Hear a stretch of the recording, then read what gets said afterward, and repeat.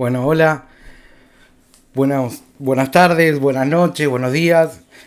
Veremos en el momento que están observando este video, esta clase, la cual va a ser grabada y luego descargada para poder analizar, estudiar, escucharnos, debatir, ya que forma parte de un proyecto que tenemos con Lengua y Literatura, con la profesora Lu, con Luciana, así que vamos a sumergirnos en esta región del planeta, en el oeste de Norteamérica, justamente. Hola Nahuel, hola Nano, hola a todos los que se están sumando. Así que arranquemos y vamos a recorrer este maravilloso lugar. ¿Sí? Como todo lugar del planeta, en este caso estamos hablando de una región que es muy, pero muy grande en lo que es superficie, abarca un montón de territorio. Por lo tanto, empiezan a fusionarse diferentes elementos que van a modificar por completo un montón de situaciones físicas, en el caso de que si nosotros nos ponemos a analizar el clima de esta región, dependiendo del lugar donde estemos, va a ir variando por un montón, pero un montón de situaciones que empiezan a interactuar entre sí y hacen que tal vez en un lugar que no sea muy lejano a otro, va a tener un clima totalmente diferente y una fisonomía, una fisiología totalmente distinta, a pesar de estar a algunos kilómetros de distancia. Así es la magia de la geografía, así son los fenómenos físicos que tal vez estamos cerca, pero con características totalmente distintas. Y acá, como es una zona tan vasta, tan enorme en lo que es el territorio, vamos a encontrar diferencias notables en la mayoría de los casos. Como esto es un proyecto, vamos a tratar de centrarnos en algunos de esos lugares y no en todos, porque si no sería interminable. Así que lo primero que voy a presentar es, aguárdenme, un mapa, para variar, porque vamos a localizarnos geográficamente en el oeste de Norteamérica. Y como podemos observar en lo que es el mapa, vamos a centrarnos en esta parte, que predomina justamente el color marrón. Y ya acá empezamos a vincular temas de geografía de primer año, en el cual los colores en los mapas, en la mayoría de los mapas físicos, nos están mostrando las diferentes alturas, los distintos relieves. Acá en este caso nos vamos a centrar en la parte oeste de Norteamérica y podemos ver tres sectores bien marcados y en el medio un nombre muy característico que es el macizo plegado del oeste. Y ya de entrada el nombre me está indicando una característica, que ese lugar fue plegado, que es un macizo que fue plegado, elevado. ¿Por qué? Por el choque de las placas, justamente. En este caso chocaron la placa oceánica, pacífica, contra la placa norteamericana y elevó todo este terreno del oeste, tanto de Canadá como de Estados Unidos y también del territorio mexicano. Y si seguimos al sur, las características físicas van a ser similares, pero nosotros nos vamos a centrar en el oeste, básicamente de Canadá y de Estados Unidos, recordando que Alaska forma parte de Estados Unidos de América. Así que nos centramos en el macizo plegado del oeste y vemos que hacia el este está la cadena de las rocosas o rocallosas y hacia el oeste, paralelo a lo que es el Océano Pacífico, encontramos a la cadena de la costa. La cadena de la costa más las mesetas interiores que quedan encerradas por estas dos cadenas, si sumamos también a la cadena de las rocallosas, hacen en conjunto al macizo plegado del oeste. Y como vamos a hablar de la región oeste en general, también vamos a abarcar parte de la llanura central de América del Norte. ¿Sí? ¿Y cómo es ese paisaje? Esperen que cierro. Ese paisaje es maravilloso. O sea, dependiendo del lugar donde nos paremos en el oeste americano, vamos a encontrar paisajes llenos de bosques de coníferas, llenos de pinos, de abetos, pero de repente podemos encontrarnos en un sector totalmente árido, uno de los lugares más áridos del planeta, en donde realmente vale oro una gota de agua. ¿Sí? ¿Por qué? Porque justamente la cadena de la costa, como vimos, actúa como una barrera orográfica frenando los vientos húmedos que traen las precipitaciones desde el Océano Pacífico. ¿Sí? Entonces va a llover en toda la parte cercana a lo que es la costa. Sin embargo, cuando esos vientos intentan pasar hacia el interior de estas mesetas o dirigiéndose hacia las rocosas o las rocallosas, van a lograr, porque nada puede frenar el viento, pero la humedad, las lluvias quedan retenidas en las laderas de estas cadenas montañosas. Por lo tanto, puedo encontrarme en una zona totalmente boscosa, pero si paso del otro lado de estas cadenas montañosas, me voy a encontrar con un paisaje totalmente desértico. ¿Sí? Vamos a ver algunas imágenes que con esto nos cierra más lo que es la explicación y podemos sumergirnos en este paisaje hermoso. En estos paisajes hermosos. Vamos primero al norte, bien al norte del macizo plegado al oeste, y en este caso vamos a encontrar a las montañas canadienses, las rocosas canadienses. Miren lo que es este paisaje. Como les dije, vamos a encontrar relieve montañoso, lagos cristalinos, la mayoría de origen glaciar.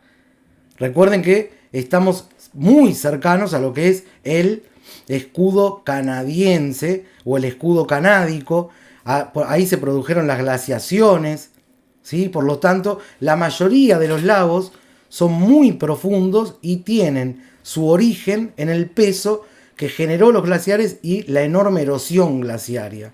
¿Ven lo que es ese paisaje lleno de vegetación conífera, con abedules, con pinos, con abetos?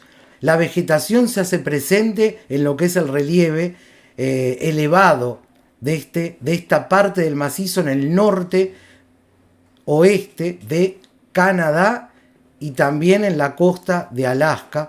Sumado esto a que hay corrientes cálidas ahí que favorecen la presencia de precipitaciones. ¿Sí? Sin embargo, yo puedo variar ese paisaje y encontrarme en una zona un poco más al sur con este paisaje.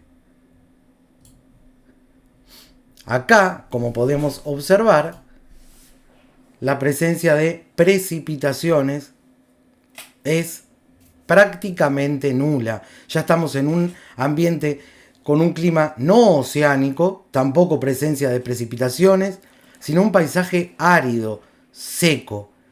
Y si alguno hace memoria, y si alguno recuerda algunas series o películas, estamos en presencia de las mesetas interiores, y dentro de las mesetas interiores encontramos al Gran Cañón del Colorado como uno de los lugares más característicos del macizo plegado del oeste. El Gran Cañón del Colorado, el nombre también lo dice, Cañón del Colorado. El río Colorado fue el gran formador de estas terrazas, de este paisaje tan paradisíaco que podemos encontrar en el macizo plegado del oeste. Vamos a sumergirnos en el Gran Cañón y vamos a agradecer a la musicalización de mi amigo brites nano, y vamos a meternos acá.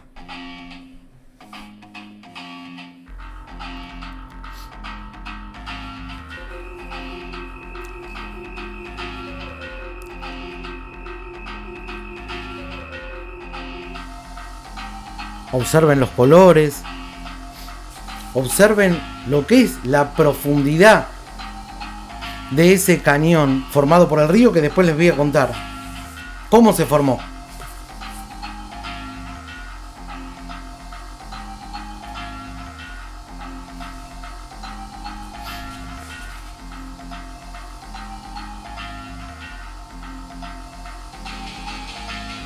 La presencia de vegetación xerófila, característica del ambiente árido o semiárido, un enorme vacío demográfico.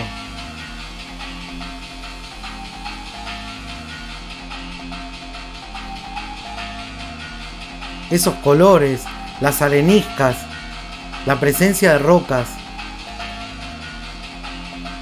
Maravilloso.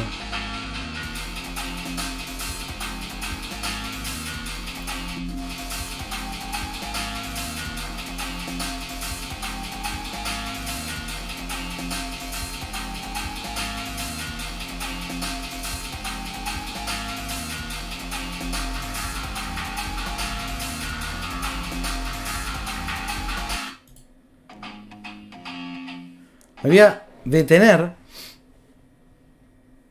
Esperen que voy a adelantar un poco para que se pueda observar esto justamente.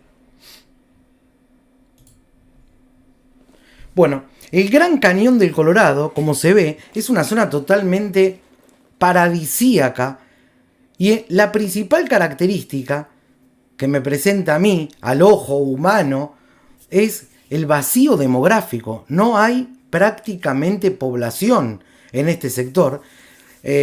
Una presencia de unos colores hermosos, marrones, amarillos, que me demuestra a mí justamente su composición geológica. Esta vista hermosa es una garganta excavada justamente, por eso quiero que observen, por ese río, por el río Colorado, que durante millones de años, ¿sí?, en Arizona, se encargó justamente de ir erosionando, desgastando todo este relieve. ¿Y por qué se desgastó? Porque el río tuvo la necesidad de gastar el terreno, socavarlo.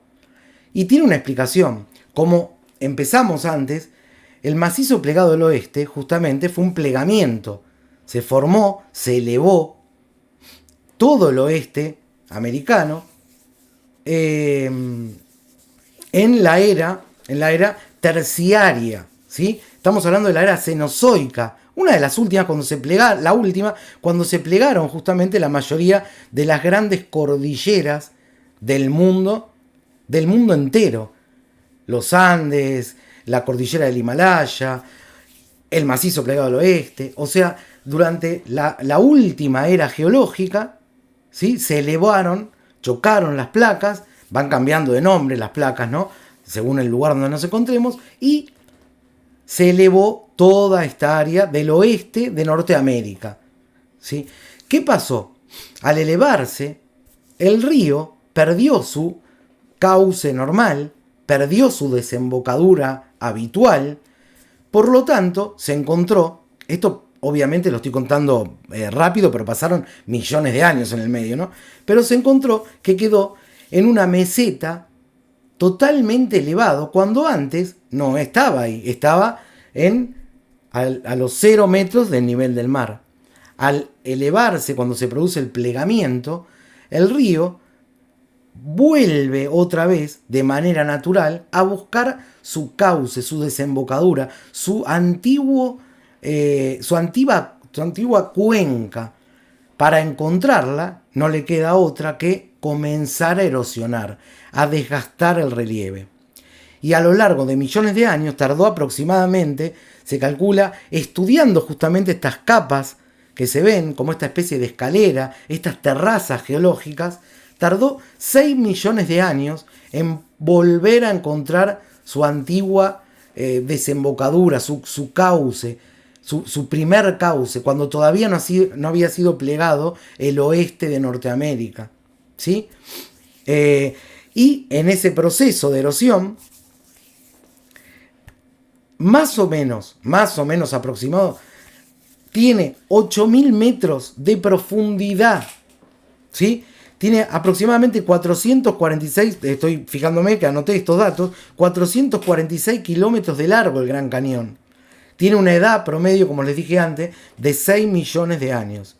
Y el río, a medida que fue desgastando, dejó a la vista más de 2.000 millones de antigüedad geológica. ¿Sí? Cualquier geólogo que recorra todas estas áreas es un placer, porque cada capa es, o cada escalón de esta gran terraza, podríamos decir, es parte de la historia del planeta que quedó al descubierto. ¿Sí? Estos estratos, la enorme cantidad de piedras calizas, de areniscas, impresionante. Este es el Gran Cañón del Colorado, y nosotros tenemos también, esperen que voy a sacar esto si me ven.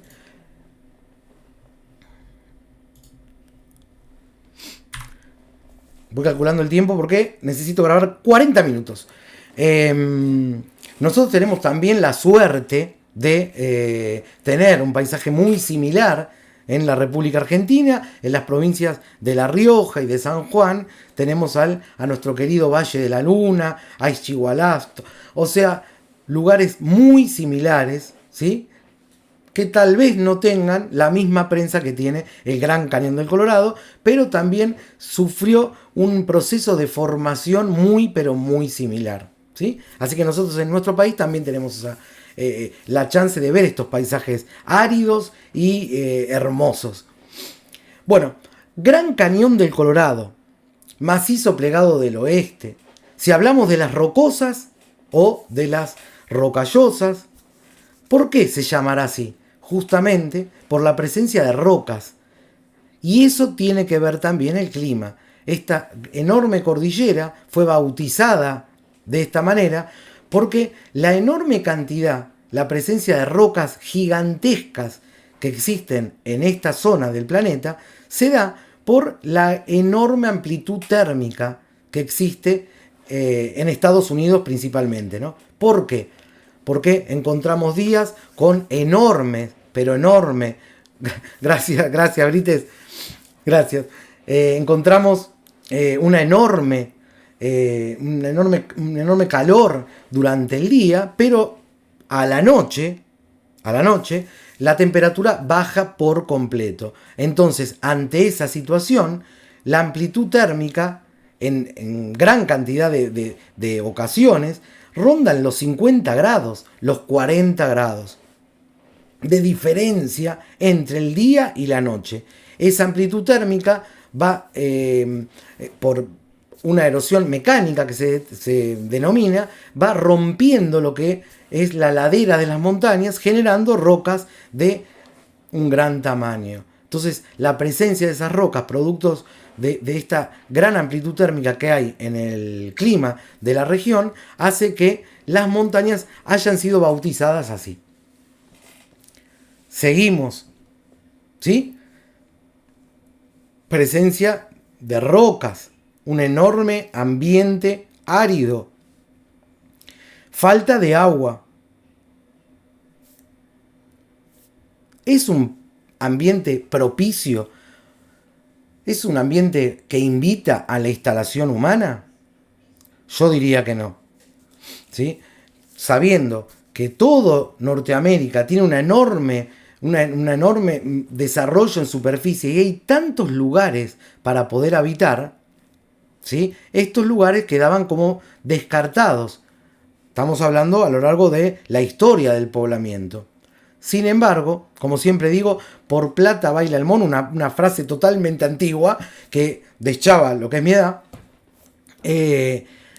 Esto se corta cuando aparecen los recursos, cuando las sociedades empiezan a descubrir que a pesar de este ambiente tan desolador, de salares, de volcanes, que no nombramos, cuando se produce el choque de placas, obviamente, en cada lugar donde hay una fusión de placas, donde hay choque de placas, hay presencia de vulcanismo, de fallas geológicas, de sismos, ¿sí?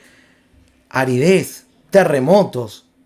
Sin embargo, la gran presencia de recursos hizo que el oeste de Norteamérica empiece a ser un lugar muy, pero muy codiciado por una enorme cantidad de población, y así se da la famosa conquista del oeste. ¿Sí? Las grandes películas que hablan del lejano oeste, espero que esté hablando correctamente, ¿no? Acá Woody dice que sí. Se ve la conquista del oeste, como se conoce, empieza a desarrollarse de una manera notable en la época de que se conoce históricamente como la fiebre del oro. Estamos hablando del siglo XIX, siglo XX, después, principio del siglo XX, cuando, siglo XVIII, ¿por qué no? Cuando en masa, gran parte de la población de Norteamérica comienza, muy bien, minas de oro, comienzan a mudarse hacia el oeste de este territorio en busca de la salvación, ¿sí? Y ni hablar cuando comienza a desarrollarse las vías férreas y la presencia del ferrocarril. Esto hace que el oeste ya deje de ser el lejano oeste, sino empieza a llamarse el cercano oeste, porque ya con la presencia del ferrocarril queda atrás lo que es las carretas y los caballos con la conquista del oeste. Esperen que voy a tomar un poquito de agua. Obviamente, toda esta zona estaba poblada, como todo el continente americano. Tenemos que nombrar a la enorme cantidad de pueblos nativos, los pueblos originarios, los verdaderos dueños de la tierra, que aún hoy se encuentran obviamente en todo el territorio americano, pero que fueron desplazados, que fueron masacrados, que fueron esclavizados. Los Sioux en Dakota, los Apaches, los Hopi, los Cheyenne, los Comanches, toda esta enorme cantidad de pueblos que empezaron a verse invadidos por lo que se conocía en esa época como el hombre blanco, y ellos llamaban a los que eran los pueblos nativos los pieles rojas. Entonces empieza lo que es una batalla totalmente despareja, como pasó en toda América, y las sociedades europeas comienzan a copar de a poco todo el oeste norteamericano, ¿sí? A pesar de la aridez, a pesar de la presencia de estas grandes cordilleras, se empiezan a desarrollar pueblos. Minas a cielo abierto todavía no. Obviamente había la minería como se ve en las películas antiguas, minas con los caminitos, con las vías. Así que todavía no estamos hablando de minas a cielo abierto. Esa maldad es un toque más moderna.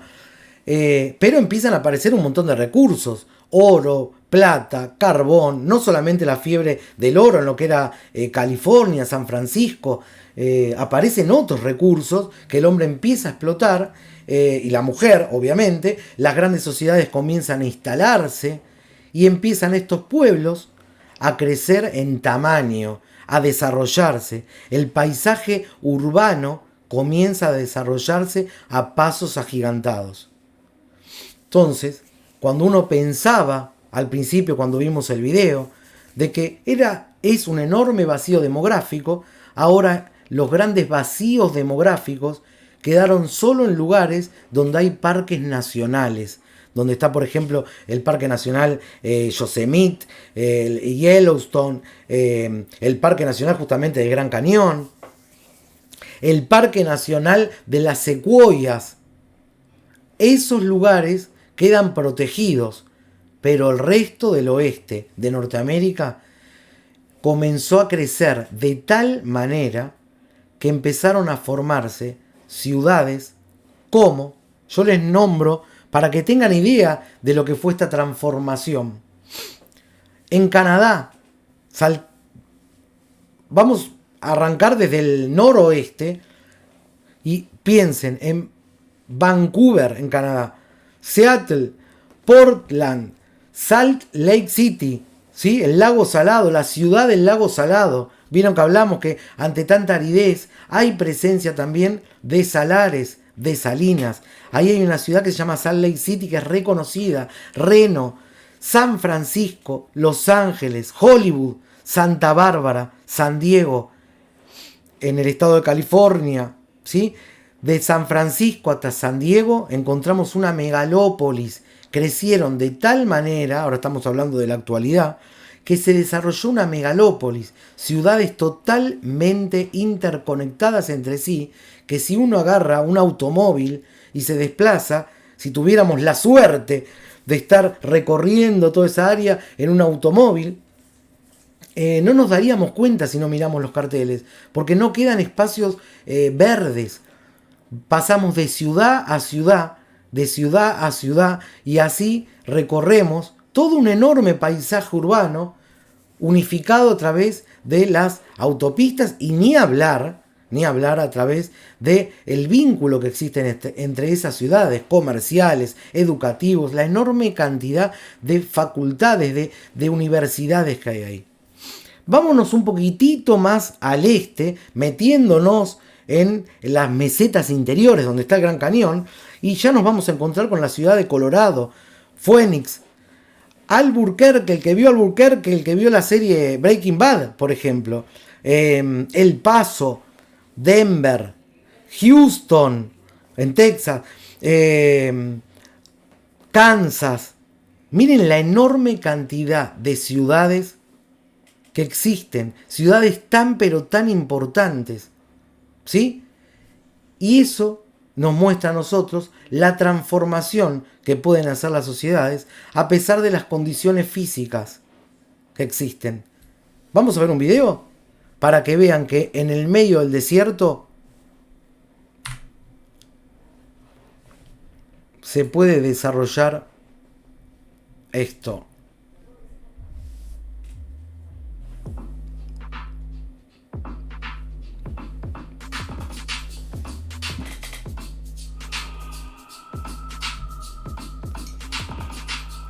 Las Vegas.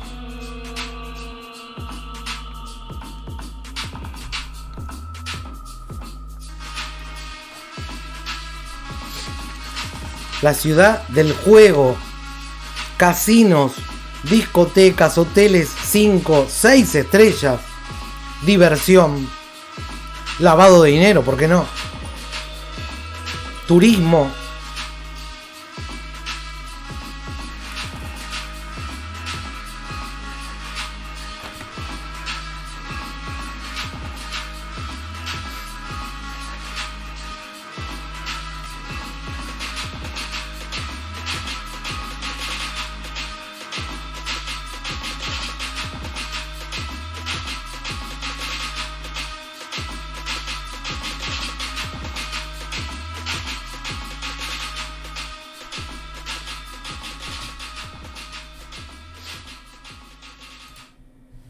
Es realmente impresionante cómo las sociedades pueden transformar el espacio de esa manera, con las ventajas y con las desventajas que eso genera en el planeta Tierra. ¿Sí? Agradezco nuevamente la musicalización de Nanobrites. Gracias, mil gracias. Así como esta enorme ciudad se desarrolla, si pudieron ver en lo que es el video, detrás se ve justamente las grandes cadenas montañosas, es encontrarse, en Las Vegas, es encontrarse o pasar del desierto al paisaje urbano automáticamente. La ciudad de Las Vegas creció de tal manera que ya, como vieron, es una ciudad totalmente moderna con respecto a lo que son las edificaciones, con colores. Se conoce también no solo por la ciudad de ser la ciudad de los juegos y los grandes casinos, sino también como la ciudad luz. La enorme cantidad de electricidad que se consume no tiene límites, ¿sí? Y la antigua Las Vegas, cuando empiezan a recorrer por el desarrollo de lo que son los grandes recursos, la aparición del oro, petróleo, ni hablar, carbón, así como en todo el oeste, de Norteamérica, quedó como la parte vieja y es también explotada turísticamente, a donde se dan grandes espectáculos de música, música country, y también hay juegos y bares del lejano oeste. ¿Sí? O sea, en Norteamérica explotan también turísticamente toda esta belleza paisajística. Ni hablar del Gran Cañón del Colorado, que con semejante profundidad y con semejante aridez no se puede recorrer a pie, ni tampoco a auto, se puede en sectores específicos, pero para recorrer toda su inmensidad únicamente se recorre a través de helicópteros con el piso totalmente preparado, como si fuera de vidrio, para poder observar justamente ese maravilloso paisaje erosionado por el río Colorado. ¿Sí? Al sur del Gran Cañón, ya cerca de Las Vegas y ya en el límite con México, encontramos, miren lo que es la aridez, que encontramos uno de los desiertos más secos, más áridos del planeta, mayor aún inclusive que el desierto del Sahara, por la enorme cantidad de falta de humedad y de aridez que hay, que es tal, pero tal la difícil supervivencia en ese sector, que obviamente no hay nadie, y ese sector se conoce como el Valle de la Muerte.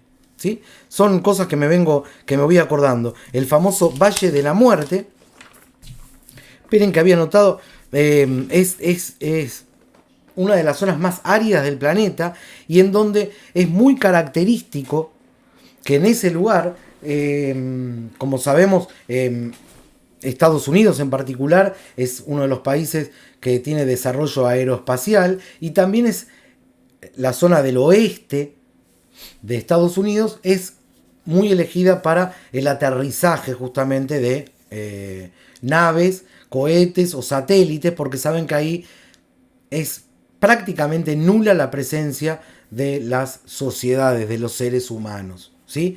No nos olvidemos que también en el macizo plegado del oeste encontramos, y esto también nos sirve para el proyecto, la famosa Área 51. ¿Sí? ¿Saben cuál es, no? Además de que la NASA utiliza todos estos lugares para despegues de naves, de cohetes, básicamente. Bueno, y dejé para lo último, para cerrar, una localidad, una ciudad, que ya que hablamos de la presencia de recursos, podríamos tranquilamente ponerla a la misma altura que si hablamos de la presencia cuando se conquistó el oeste con la aparición del oro, la famosa fiebre del oro. Pero en este caso no es oro.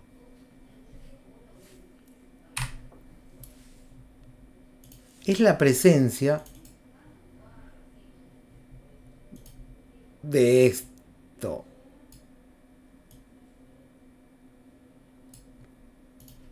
¿Qué es esto? Es el silicio, ¿sí? Es un elemento químico metaloide, lo tengo anotado, número atómico 14, y es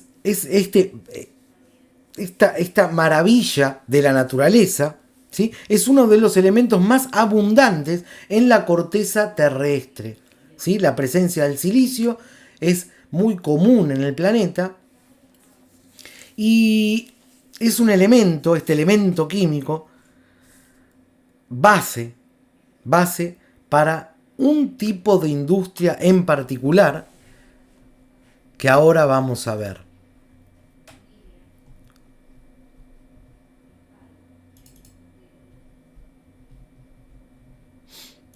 La industria electrónica. Y fue y es tan importante el silicio que se generó a partir de 1950 en particular una localidad llamada o denominada Silicon Valley.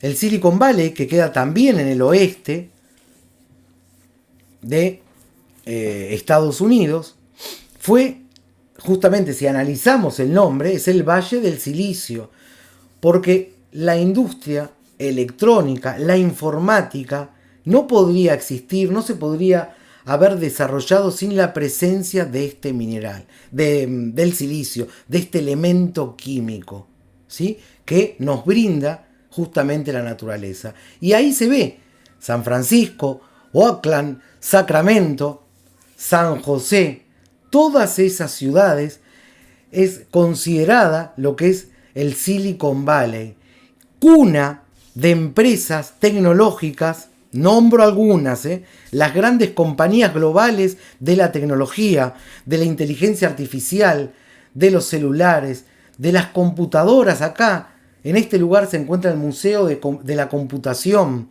porque aparece la primera computadora, y no se ve muy bien en la foto, pero acá están todas las grandes compañías globales. Nombro algunas de las que se ven, como Apple, Facebook, Google, HP, Hewlett Packard, Bill Hewlett y David Packard. En 1939 empiezan a crear este imperio que es HP, ¿sí? AMD, Intel, Netflix, Tesla, Yahoo. La Universidad de Stanford se encuentra ahí preparando los grandes cerebros que luego van a buscar trabajo en estas zonas, en estas empresas, en estas compañías. Está Sony también. Está la Universidad de Draper University. Mi inglés no es muy bueno, pero bueno. Creada por Tim Draper, que es un inversor de empresas como Skype, Hotmail y Tesla también. Miren lo que hizo, lo que hace un elemento químico como el silicio. Está Hitachi. Estoy viendo acá, ¿no? Y estoy descubriendo. Imagínense, y esta foto que está tomada en el 2014, por eso tal vez no aparezca ni siquiera Netflix, pero imagínense a través de este elemento natural cómo se desarrollaron los chips, los microchips. Nosotros ahora, en la actualidad, esperen que voy a cerrar.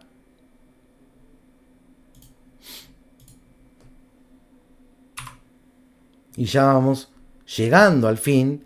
En la actualidad estamos llenos de silicio acá adentro, porque es un gran conductor de lo que es la electricidad. ¿Sí? Cuando antes las computadoras había que hacerlas de maneras gigantescas, tal vez una computadora abarcaba toda una habitación o más.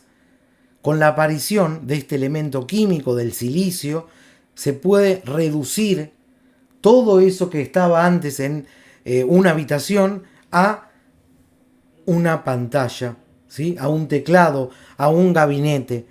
Si uno desarma lo que es un gabinete, va a encontrar silicio. Y así como es el elemento, uno de los elementos que más hay en la corteza terrestre, también es uno de los elementos que más hay en nuestros dispositivos, en los celulares, en las computadoras. Miren lo que es que desde 1970 empieza a crecer de tal manera el Silicon Valley, transformándose en la meca de la tecnología. ¿Sí? Teniendo vínculos, encima creciendo cada vez más con ciudades como Palo Alto, como Menlo Park. Es tremendo lo que es el silicio, clave en el desarrollo como semiconductor. Estamos hablando de la bahía de San Francisco, el Silicon Valley en California, ¿sí? Y recuerden que si a este sector maravilloso tecnológico le sumamos el turismo, como hablamos del macizo plegado del oeste, o el Gran Cañón del Colorado, las rocosas, el paisaje ese paradisíaco a donde llegan todavía las precipitaciones y desarrollan los grandes bosques de coníferas, en Alaska y en el norte de Canadá. Si le sumamos el surf, si le sumamos Hollywood, si le sumamos Las Vegas, realmente, a pesar de la aridez de toda esta área, a pesar de la altura, a pesar de las condiciones físicas, el ambiente fue totalmente transformado. Vuelvo siempre a nombrar, y a destacar que con los beneficios que eso genera para las sociedades, como también los grandes prejuicios y los grandes inconvenientes que generan en la actualidad, y ni hablar a las generaciones futuras, la enorme transformación de este espacio geográfico. ¿Sí? Hay que tener siempre presente eso. Esto no es algo mágico en el cual, y bueno, si acá esto es el desierto y ahora ponemos una ciudad luz, que cada vez hay más habitantes, eso seguramente va a traer consecuencias, que las está trayendo, ¿no? Así que siempre hay que recordar eso. Somos los grandes transformadores de los espacios naturales, pero no siempre eso es algo positivo, ¿sí? Y sobre todo para las generaciones futuras. Así que eso fue un paseo por todo el oeste de Norteamérica. Y les voy a mostrar algo que también está protegido y ahora me acabo de acordar, para que tengan una idea de este maravilloso sector del planeta. Acá también hay árboles que tienen casi 2000 años de antigüedad y los podemos encontrar acá en la Sequoia National Park, que miren qué increíble, ¿no? Algo tan paradisíaco y hermoso. Ahora vamos a ver lo que son las secuoyas, cómo captan al turismo con algo tan pintoresco como es los troncos y la presencia de los pueblos nativos. En este caso supongo que será un Sioux. Y qué injusta fue la vida, ¿no? Con ellos justamente. Y miren lo que son las secuoyas. Miren lo que es el tamaño de esos troncos, de esos árboles, ¿sí? Yo había notado, porque necesito una ayuda en memoria si no me vuelvo loco, pero miren lo que es el tamaño de esos árboles. Tienen aproximadamente 2200 años y algunos ejemplares superan los 100 metros de altura. Para que tengan una idea. Ahí están sacándose fotos y obviamente apoyándose en lo que son los troncos para recibir la energía, porque dicen que también es un bosque totalmente energético. Pero como se pueden dar cuenta, son árboles que no tienen el mismo tamaño de algo como ahora, ¿no? Como los de ahora. Son árboles realmente milenarios. Así que bueno, ya recorrimos toda esta área maravillosa de lo que es el oeste de Norteamérica. Espero que hayan disfrutado y también espero que también les haya quedado claro cómo, al ser un paisaje o una región tan enorme en lo que es superficie, podemos encontrar paisajes o valles tan fértiles como el valle de Willamette, ¿sí? O como el Valle de California, pero también lugares, estoy viendo el mapa, pero también lugares tan desoladores como las mesetas interiores, con la aridez, con el Gran Cañón del Colorado, ¿sí? Con la Gran Cuenca, con los llanos, ¿sí? Sin embargo, debemos destacar ciudades tan importantes y tan mega como Las Vegas, como Los Ángeles, como San Francisco y como el Silicon Valley, ¿sí? Así que bueno, les agradezco este enorme recorrido. Es un paseo geográfico por toda esta región que les va a servir para el proyecto que tengo con la profesora Luciana. Y si nos están viendo de otras escuelas, que también va a pasar, nos sirve para conocer también el oeste de Norteamérica. Así que espero que hayan disfrutado. Geografía modo on, y los veo en el próximo encuentro. Muchísimas, pero muchísimas gracias por estar presentes. Hasta luego.